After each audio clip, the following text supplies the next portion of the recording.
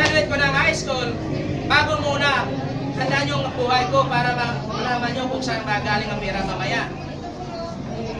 Kaya nang nag-graduate ko ng high school, nag-training ako na sundalo. Kasi gusto ko maging leader. Ako, pag-graduate ko 9 months, private lang ako eh. Sabi ko, ano to, private. Ambition ko, nakita ko yung sarili ko namin ako, kapti ko. Hindi ko sana maganyan ako. Pero walang power ang sarili ko pa rin eh, utosan. Kaya umuwi ako sa amin, nagtuturo ako ng martial art. Mabuti may kaibigan ako galing ng Amerika sa Harvard. Sabi niya, kapatid, kung gusto mo mag-aral, kuha ka ng examination scholarship sa Harvard. Sa madaling salita, kumuha ako, nakapasa. Pagdating ko doon, 5 taon sa military criminology. Maniwala kayo sa hindi, isang araw nag-graduate po ako pagdating ko doon.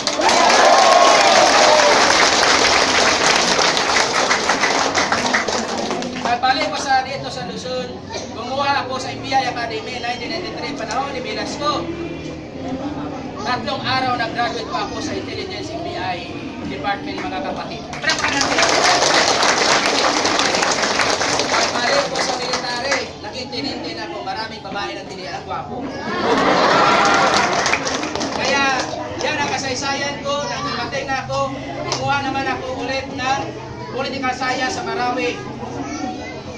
City sa Ayala, pinakasikat na in the university about political science. 5 years course. 5 taon, isang gabi, nag-graduate po ako. Bakit? Lahat ng mga dean, professor, director na natalo ko na sa debate. Sabi ko, mag-aaral ako. Sabi ng director, hindi ka na mag-aaral. Bakit? Ang nalalaman namin, ubos mo na nalaman. Kami, ang nalalaman mo, hindi namin alam.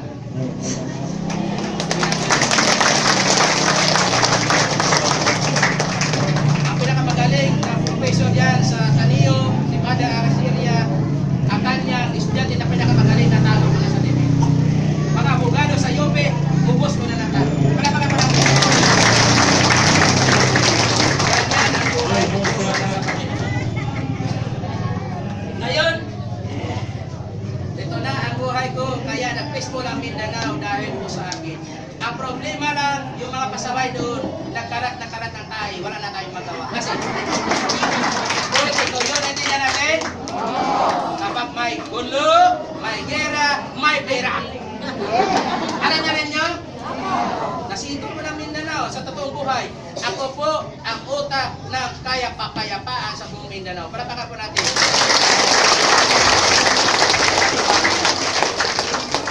Apat lang nilagay ko.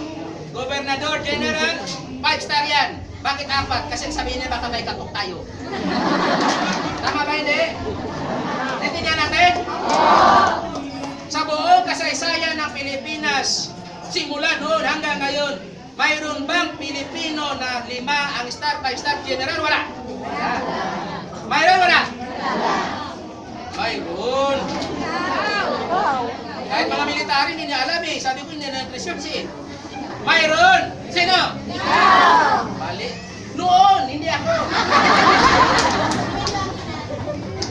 Yes, kasi na-seminar to.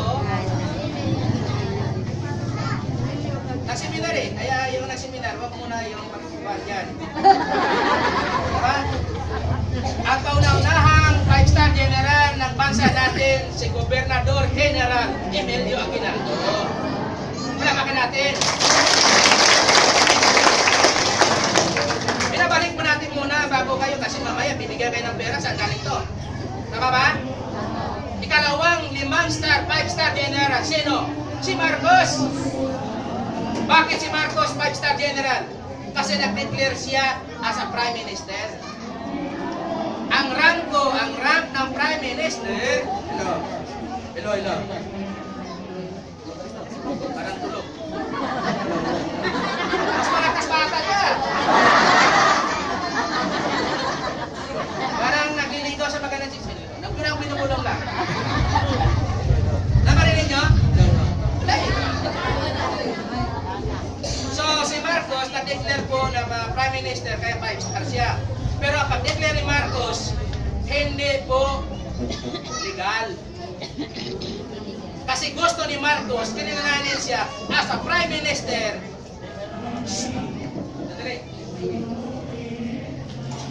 Bilang Sultanate. Yun ang purpose ni Marcos para makuha niya ang the big deposit of mga pera nakadeposito sa ibang bansa. Kaya hindi nagtagumpay si Marcos because ang pag-declare sa sarili niya, self-declaration, hindi kagaya ko, tao ang naglagay sa akin.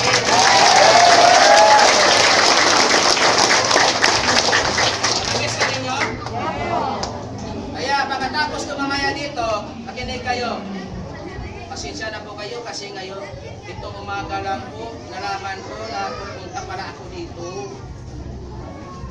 Sana binulong ko sa kanila, sana at hindi na lang ibigay ako. Binitbit ako kasi marami po ako pupuntahan. Kasi gusto nila, bihim, kahit na para makita ka na ng tao dito sa Pinugay. Kaya kahit pasakit pa sa akin, dahil mahal ko kayo, nandito ako!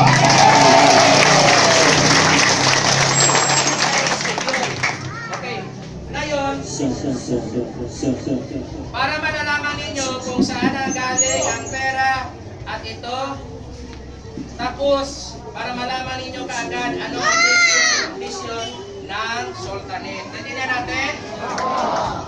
Na lahat tayo ha, walang away, walang siraan dito. May ngipin sa walang chismisan. Naintindihan natin? Huwag pakayalaman ang buhay na may buhay. Huwag pakialaman ang religion ng religion. Hindi magdibit yan, magsuntukan. Ano ba yan? Diyos lang ay. Isa lang ang Diyos. Iba-ibang religion, pero isa lang ang Diyos. Tayo, alam ba ninyo kung ilan ang sikta ng Christian sa buong daigdig? 26,000! Dami! Oh, di ko nag-away yan, 26,000, naglamula ako sa plaza. Pero isa lang ang Diyos kinikilala. Tama ba? Ako, isa lang. Sa inyo dito ngayon, bago ako mag-umpisa, sino ang dalawang Diyos? Sino ang isang Diyos? Pagkaparan natin.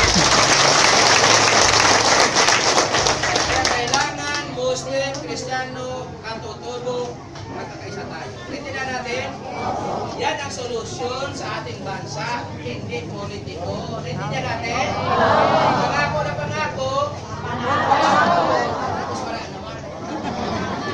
Nadus sila na ng pera. Kaya kailangan para malaman ninyo ito ngayon, isasalaysay ko na kung saan nagaling ang pera. Ang sunod, vision. Ha? Holder. Hindi kagaya dito. Uy, pasok ka dito. Pasok ka. Ano yan?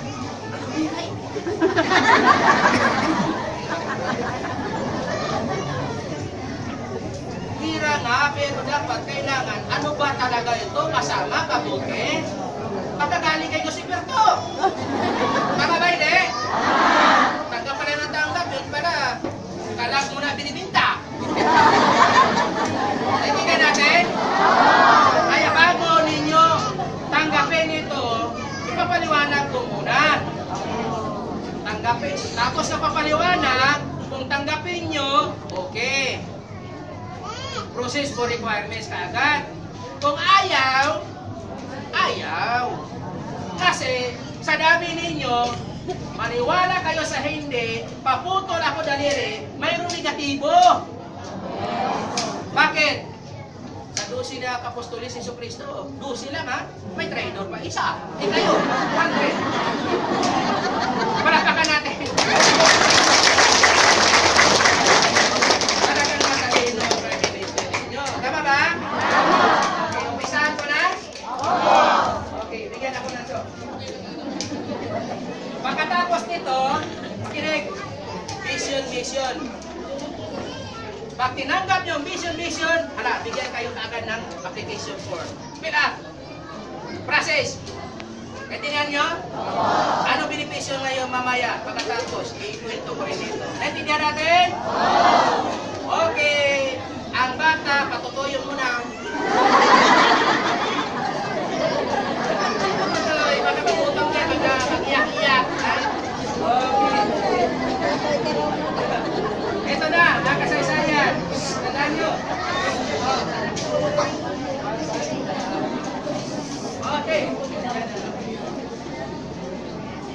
Ito po. Hoy, tatlong itlog. Tandaan ninyo, ibalik natin muna ang kasaysayan natin. Sinasabi nila, sino si Dato Puti? Si Dato Puti, nasa tindahan. Ginawang suka. Sino naman? Si Lapu-Lapu. At si Lapu-Lapu, pinatay niya si Magellan. Si Lapu-Lapu, sino pumatay? Si Nero. Kaya walang alam, naging bobo tayo. Makinig kayo ha? Kaya hindi nag-asinso tayong Maharlika Vlog dahil sa kabubuhan ng ating mga maestrong nagtuturo sa atin. Kaya ngayon, ay master, tinatawag master teacher, ang ituturo sa inyo. Nandito ngayon para ituwid ang kamalian, para makaahon tayo sa kasinungalingan at makaahon tayo sa kahirapan. Naintindihan natin? Ibalik ko ang tunay na angka ng Maharlikan. Makinig, bago tayo naging bilanggo ng Kastila ng mga dayuhan, tayo ay pinakamayamang bansa lugar sa buong daigdig. Kaya kayamanan natin na pres, na kaninahan. Ngayon, inaanas na sa United Nations na ang kayamanan ng Sultanate ay manog-release na. Bakit? May tao nandyan, ang descendant, ang heirs, lumitaw, akala nila wala na. Lumitaw na ngayon, nasa harap na ninyo mga kapatid. Okay, tingnan nyo no. Bago natin i-discuss itong tatlong ito muna.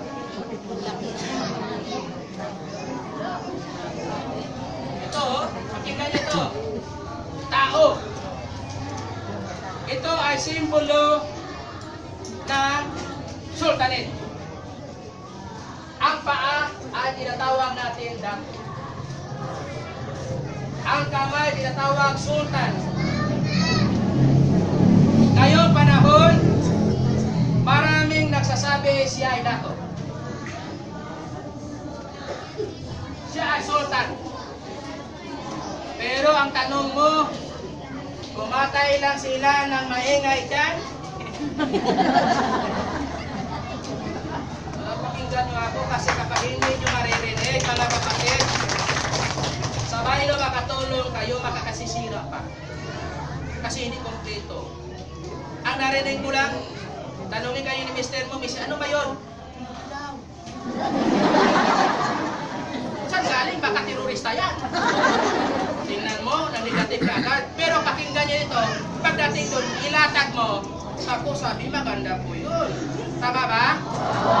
Hindi kayo naghihirap ngayon dahil sa tanang buhay ninyo, ngayon nyo lang makita, magampanan at marinig ang tamang history ng ating bansa.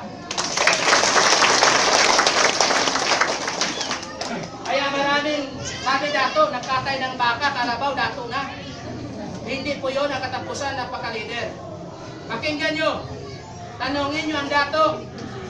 Ano po ang dato? Ang tanong, dato. Anong platform? Anong plataforma sa tao? Ilang dato ka dyan? Wala. Pagpunta ng politiko, hingi. Nangunguto sa politiko. Tapos, inom ng tuba at beer. Kasi, dito sa Sultanate, bawal maghingi-hingi sa politiko. Naintindihan natin? Si Prime Minister, wala naghihingi, nagbibigay. Hindi wala pa lang. Ito po, walang platform. Tanangin nyo ang sultan, marami sultan ngayon. Ha? Thousands of sultan. Lanao, ilan ang sultan? 50,000. Sulo, nag-aangkin 48. 48 sultan. Dito, sa iba't ibang panig ng Pilipinas, maraming sultan. Pero ang tanong, anong plataforma? Anong destination? Wala. Sultan siya, bakit nagsultan-sultan? Pagdating sa politiko, ang sultan ako dito, pagbigyan sa akin. Tama ba yun? Pangungutong. Kaya dito sa atin, may kulang po to, putol, oh. Ano ang kulang?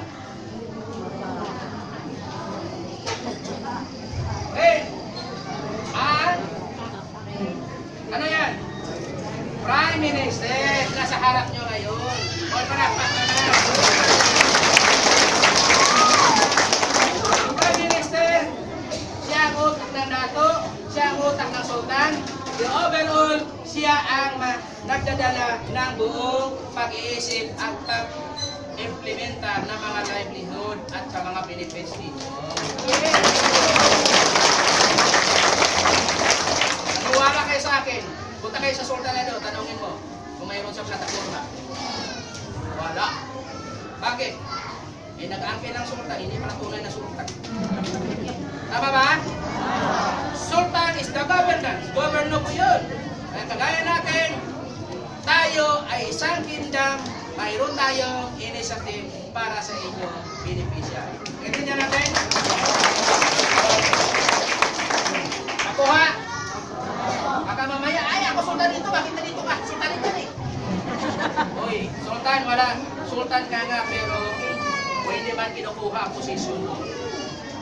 Dato ka dito sa lugar na ito, hindi kinukuha ang posisyon mo. Hala, sumali ka na dito, mag-isa na tayo unity para ikaw mabibigyan ng beneficiary. Nakitindihan natin? O, palakpak. Okay, ito na ang story. Wala tayong pakialam. Sultanate of Sulu, Sultanate of Lanao, Sultanate of Maguindanao, Sultanate of Butuan, Sultanate of Davao, Sultanate of Visayas, Sultanate of Luzon. Wala tayong pakialam. Magjujuhin na sila lahat sa atin para makakuha sila ng beneficiary. Naintindihan natin? Lalo na kayo, kailangan kayo ay makakuha nito. Ay, ito ha. Pasensya na po sa ating mga mahal na politiko. Hindi ko na paidaan sa mga gobyerno. Dahil ako ang utak rin ng Forbes 2007. 2,000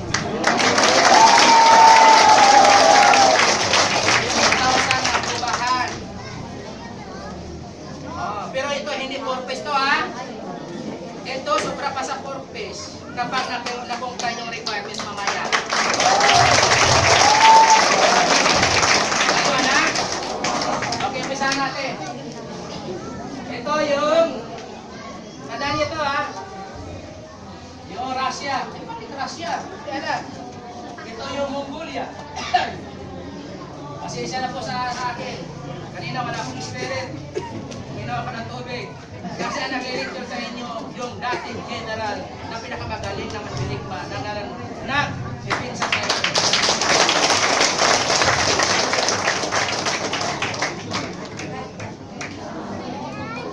Ito yung China. Okay. Pakinggan. Nang unang panahon, inatake ng Mongolia ang China.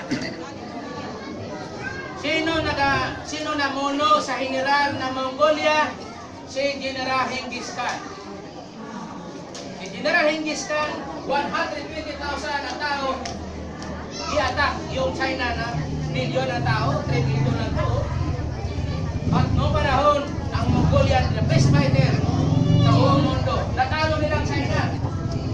Nang natalo ang China, more than 366 years, na-colonize ng Mongolia at China. Nang namatay si Genghis Khan, ang pumalit ang kanyang pamangkin na si Kublai Khan, maingay dyan. Kasi kung hindi nyo alam ang story, parang sinaing kayong hilaw-hilaw. Butot! Anong ibig sabihin? Hindi makain, hindi ma... Naintindihan ninyo? Ito na yan, no? Nang namatay si General Genghis Khan, ang pumalit si Kublai Khan. Ang pamangkin ni Genghis Khan. Nag-isip si Kublai Khan dahil gusto niya maging mayaman sa buong daigdig. Naghanap siya ng lugar na pinakamayaman. Nang na-research niya, nakita niya, aha, ang Borneo. ang Borneo. Islang Borneo, ha? Asa na yun, no? Kinig kayo. Islang Borneo ang nakita niya. Ang Islang Borneo, ang ikatatlo, the third largest island all over the world. Mayroong isang pinakamalaki, ikalawa, pero itong ikatatlo, pero pinakamayaman to. Bakit pinakamayaman? Nandito nanggaling ang mga diamond sa buong mundo pala. Palapakan natin. Yung lugar na yan, kungler yan. Kasi ang diamond, mas mahal pa sa ginto. Maingay dyan sa likod. Mamaya, hindi na kayo makakuha ng diamond. Pakinggan nyo ako kasi matangkog mamaya ako, alis ako kapag. Tandaan nyo yan. Hindi kayo nakikinig. Ha? Tama ba? Kasi sobra pa ito sa pag-aaral. Okay. Dito nakita yung diamond, yung Islang Borneo. Yan o. Iris. Okay, Borneo. Yan o. Malapit na sa Pilipinas, sa Borneo. Ibig sabihin malapit ang benepisyon nyo. Tama ba? So nakita ito ni Kubraykan, pinadalhan niya ng mga sundalo, i-conquer. Ang namuno dito, Sultan o Brunei. Ang Borneo, ang ibig sabihin ng Borneo, diamond. Alam mo anong ginawa ng mga ginawang saba? Anong saba? Kasabakit. Para kung ating kunin, walang kasabakit sa United Nations, ang nakarecord ang Borneo. Palapakan natin. Tingnan mo yan. Tingnan nyo. So, nandito nanggaling ang diamond. Ngayon, nakunggir yan ng mga Mongolia, no? Mongolia. Nakunggir. Mabuti ang sultan dito, hindi pinatay. Binilanggo. Ngayon, ang sultan. Sayang mamaya ang boses ko kung hindi kayo makinig. Ngayon palang nilituran ko ngayon. Tingnan to. Ang Sultan of Brunei na bilanggo, mabuti hindi pinatay. Ang Sultan of Brunei, Borneo, humingi siya ng tulong dito sa Sultan of Sulu. Malapit na talaga ang piro eh.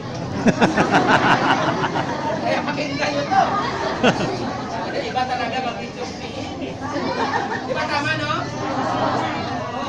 So, humingi siya ng tulong sa Sultan of Sulu. Na-rescue siya. Ang Sultan of Sulu, bago siya mag-desisyon, humingi siya ng advisor sa kanyang spiritual advisor. Ang spiritual advisor niya, from Makkah.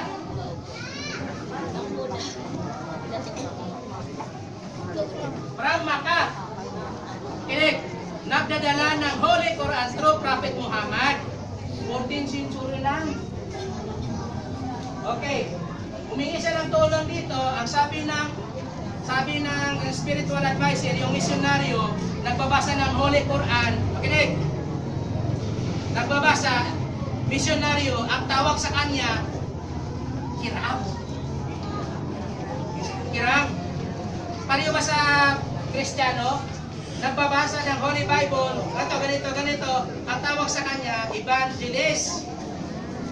Kung sa Tagalog, sa Taglis, Evangelyo. Dumating ang panahon, sikat ang pangalan na misyonaryo, ginawang apelido. Nagets na? Kaya ang Kiram, misyonaryo, ginawang apelido. Nandiyan natin, ganun pala. So ngayon, ang Sultan of Sulu, humingi ng tulong dito sa Mindanao. Ito, Mindanao, Pilipinas na yan eh. Sino ang hininga niya ng tulong? Si Dato Tumanggo. Yan o.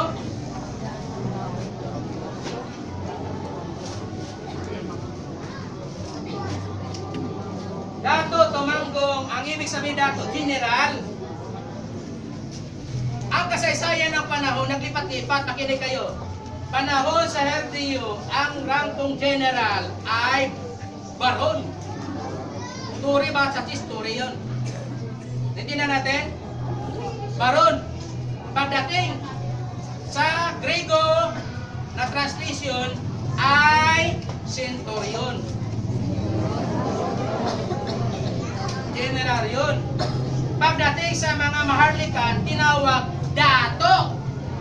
Raha yung mga general. Pagdating sa English version, ngayon, tinawag ng general. O palakpakan.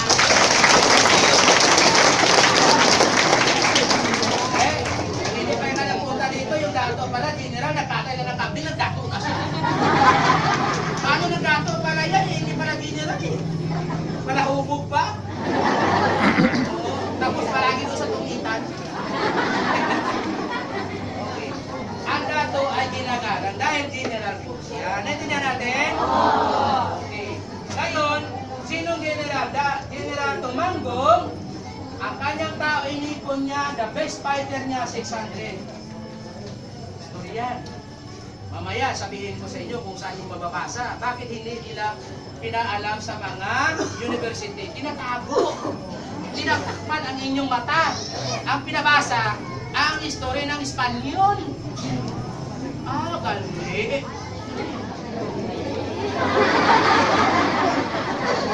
Ito, 600. Naintindihan natin? Last one. Pumunta dito ng Sulu. Pagpunta sa Sulu, na nalaman ng mga general dito sa Borneo, ang init, umawi sa sundalo. Init eh.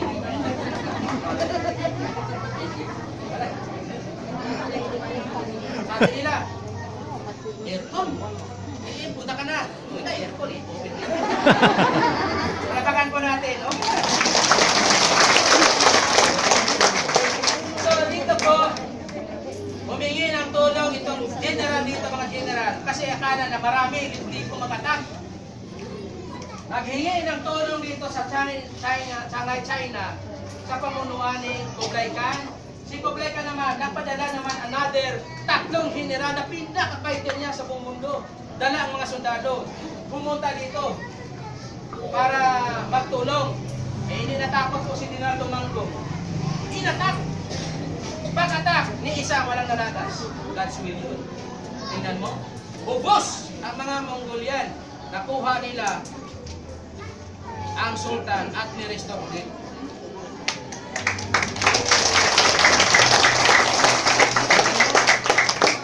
Ngayon, pag-resto ni Dato Tumanggong sa sultan, aalis siya uwi ng Mindanao. Nagdaan sa Sulu. Ang malungkot ang sultan. Sabi niya, Dato, kung alis ka, wala akong sundalo, baka atakihin ako ulit ng mga Mongolian nandiyan sa Karate bansa pa. Baka hindi na ako kulungin, patayin na ako. So, ano maganda? Iwan mong 300 dito, 300 na sundalo, at mag-training ng another para marami. Ako na magsahod, ako na magsweldo, at ang kalahati ng islang ito, mayaman. Ibigay ko sa inyo ang North Borneo, ang South, akin. May kasunduan. Saan ang libro? Nasa akin. Pakita. Kaya hinahanap ko eh.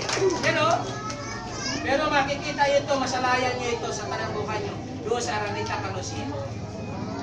Eh, gusto na Malacanang kunin, gusto na UP kunin para lagyan ako ng gintong estatwa. Eh, baka mawala ito. At ang itong tinatawag na gintong punyal. Platinum punyal to. Nila-pula-po nandito sa akin. Yan nakita, ng 3 months ako kasama ito, mga kapatid. Yan ang hinahanap nila, ng susi na kayamanan. Gusto buksan, hindi nakita ni Marcos hanggang namatay siya. Kaya hanggang ngayon, nang nakaalis si Marcos, pagdating ni Gloria, nag-create siya ng PCGG, 100 na mga magaling na abogado, natanggal na ang buhok, natanggal ang ngipin, ang iba kinain ng lupa, hindi na nakita si Marcos may kayamanan, Herse. Yun pala ay kayamanan ng Sultanate. Mamaya ikwento ko siya. Ituloy ko to, hindi? Tuloy! Para diretso So, para malalaman nyo ang laman ng libro. Naintindihan natin? Okay, palapakan natin. Ito na ang kasaysayan. Binigay na ito with written palay. Nandyan. Okay. Nang umuwi na si Dato Tumanggo sa Mindanao, dumating ang 1957, tingnan mo, 1957, si Marcos ay sinitog na. Tingnan mo, ngayon ang gusto ng Malaysia, ito, naging bansa na ito, naging Indonesia, Malaysia ito, dahil British colony. Ito naging bansa Malaysia, naintindihan natin? Naging bansa ito ng Malaysia.